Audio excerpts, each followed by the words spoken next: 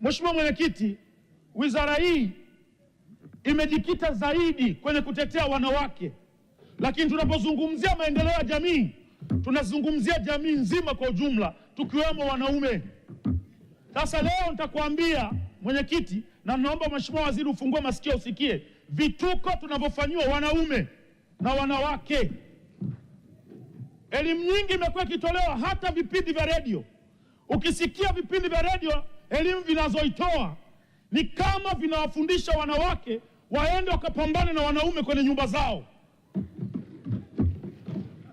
Lazima mjue wanaume wako humu ni mashahidi. Wanaume tunaoa wanawake kwa namna ambavyo tunataka sisi, kwa sababu sisi hatuolewi, sisi tunaoa. Kuna mwanaume anaoa mwanamke anayetaka huyo mwanamke aajiriwe, yeye afanye kazi na mwanamke afanye kazi. Na kuna mwanaume hataki mke wake aajiriwe na bosi, kwa sababu anakuwa na wasiwasi kwamba hizi taarifa ongezisubiri kwa granada. Taarifa mwenyekiti. Taarifa Mheshimiwa Mary Masanja. Mheshimiwa Mwenyekiti, naomba nimpe taarifa mzungumzaji. Vivyo hivyo na wanawake hatuolewi tu hivi hivi, isipokuwa tunaolewa na mtu ambaye tumemhitaji.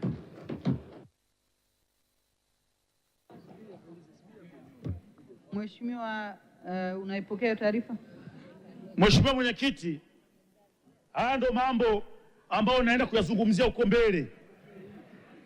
Kama mwanaume anaongea na wewe unaongea, tafsiri yake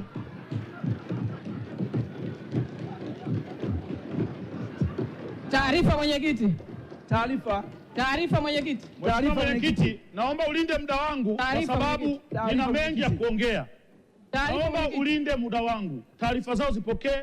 Naomba ulinde muda wangu. Na wao wavumilivu. Wakati wanaume tunasemwa, huwa tunataka kuvumilia. Na wao wavumilivu. Taarifa mwenyekiti. Naomba utulivu tafadhali. Mheshimiwa, naomba, siwezi kumsikia anasema nini kama mtakuwa mnaongea. Mheshimiwa, naomba uendelee. Taarifa mwenyekiti. Taarifa mwenyekiti. Taarifa. Pointi hapa. Waheshimiwa wabunge, nimesema mnaongea sana, sikusikia nini anasema. Kwa hiyo taarifa unayoomba sijajua ya nini, naomba aendelee kuongea ili niweze kuelewa.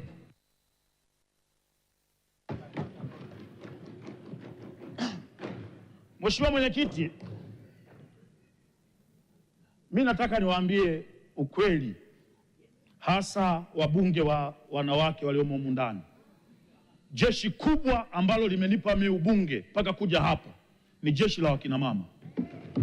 Kwa hiyo njia pekee ya kuwatetea wanawake ni kuwaambia ukweli pia, sio kuwadanganya na kuwabebesha mzigo ambao kiuhalisia ungemwambia ukweli mwanamke angejua namna bora ya kuweza kujikomboa.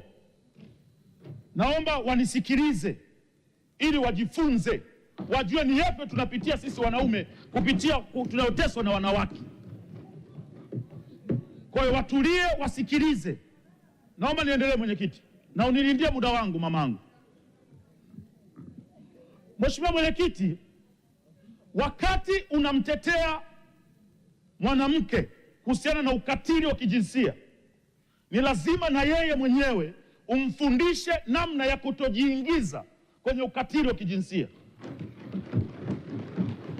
Yapo mambo ambayo yanafanywa na wanawake yanawaingiza automatically kwenye ukatili wa kijinsia, na nitayataja hapa, na wao wanawake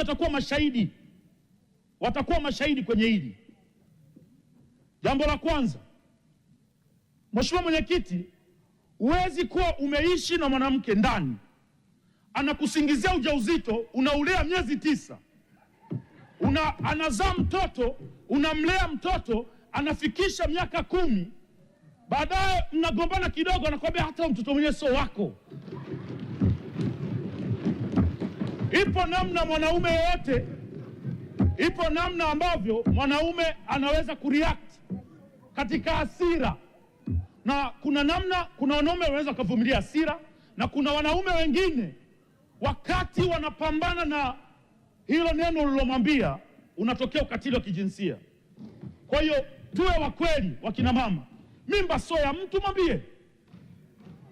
mwambie usimbebeshe mzigo mwanaume ambao sio wa kwake.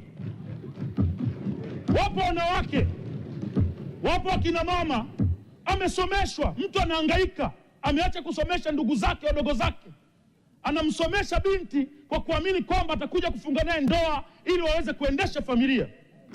Akishamaliza kusoma, anamuona yule mwanaume hafai, anamgeuka. Ukimgeuka huyu mtu, familia yake yote inaambia tulikuambia. Mwisho wa siku haya matendo yanaleta hasira kali sana kwa wanaume.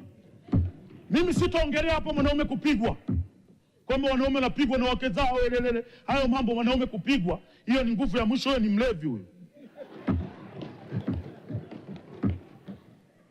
Mheshimiwa Mwenyekiti, tukiwawezesha vizuri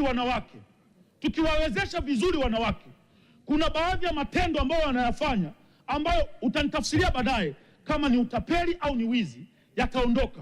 Kwa mfano, mwanamke mtu hampendi kabisa, hampendi hata kidogo, lakini anakaa naye baa, amemuita kama mpenzi, amekaa, anajua kabisa hampendi, lakini yuko anamdanganya, anakunywa pombe zake, anakula vitu vyake, mwisho yule bwana anaenda toilet, anarudi, anamwona mwanamke anakimbia kwenye bajaji. Haya mambo yanatokea kwa sababu wanawake, uchumi wao, kuna vitu wanavifanya kwa sababu ya uchumi tu. Mwanamke mwenye uchumi hawezi kukwenda kula vitu vya mtu ambaye hampendi. Mama Gwajima, wasaidie wanawake wawe na hela ili kupunguza hivi vitu. Mtu wanaimba paka nyimbo, mtu anajua kabisa huko sitoenda, unamwambia unakuja saa ngapi, tukutane wapi, mnakubaliana, nitumie nauli, unatuma 50, anazima simu na kublock, anaambia si wizi huo? Huo ni wizi. Na wanatumia kawimbo kazuchu, siendi, nauli yake nakula, nasema siendi. Huu ni wizi mama. Na sasa kuna namna watu wana namna kukabiliana na mwizi. Kuna mwingine unampeka polisi, na wengine unasikiaga wananchi wana hasira kali, wamchoma mwizi moto. Haya matendo yanatokea kwa namna nyingine ni kwa sababu kuna wanawake bado kipato kiko chini. Kwa hiyo katika utafutaji wake anafanya mambo ambayo kiuhalisia inakaa ni kama ni utapeli. Haya, twende basi kwa wao wenye kipato sasa. Wale wenye kipato,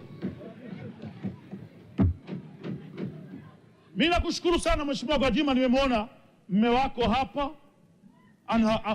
Wakati ametambulisha, nimeona alivyosimama, tabasamu lake nilikuwa namwangalia usoni, linatoka moyoni. Na wewe ni waziri. Kuna mwanamke akishapata pesa anabadilika kwamba yeye ndo mwanaume kwenye nyumba. Anataka kumpeleka mwanaume na kumdhalilisha, kumwonyesha kwamba wewe si lolote, si chochote. Jamani, Mwenyezi Mungu ametuumba tofauti. Mwanaume ni mwanaume tu. Kuna muda ukifika, uwe na pesa, usiwe na pesa, mheshimu mume wako. Kuna ubaya gani?